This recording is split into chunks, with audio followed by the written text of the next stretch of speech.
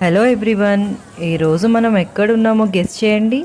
ఇది Vizag fishing harbour. ఇక్కడ మనకి డైరెక్ట్గా ఫిషెస్ కొనుక్కునే ఛాన్స్ ఉంటుంది.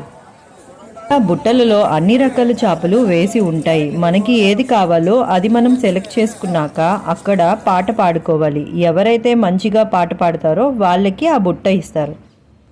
ఆ రోజు మేము రొయ్యల బుట్ట తీసుకున్నాం. అది 1900 పడింది. 100 రూపీస్ ఇంకా ఎక్స్ట్రా క్లీన్ చేయడానికి తీసుకున్నారు. ఇప్పుడు మనకి అసలైన పని స్టార్ట్ అయింది. రొయ్యలు చాలా టేస్టీగా ఉంటాయి, కానీ అవి ఎంత క్లీన్ చేసినా ఇంటికి వచ్చిన తర్వాత ఇలా ఈ పార్ట్ చూపిస్తున్నాం కదా, ఇది క్లీన్ చేయడానికి కనీసం గంట పట్టింది. ఎందుకంటే బుట్ట రొయ్యలు అంటే కనీసం ఒక పెద్ద ఫ్యామిలీ 2 డేస్ తినచ్చు. ఇది రిమూవ్ చేయకుండా అస్సలు తినకూడదు, ఎందుకంటే దీనివల్ల చాలా అలర్జీస్ వస్తాయి. ఇది మంచిది కాదని చెప్తారు.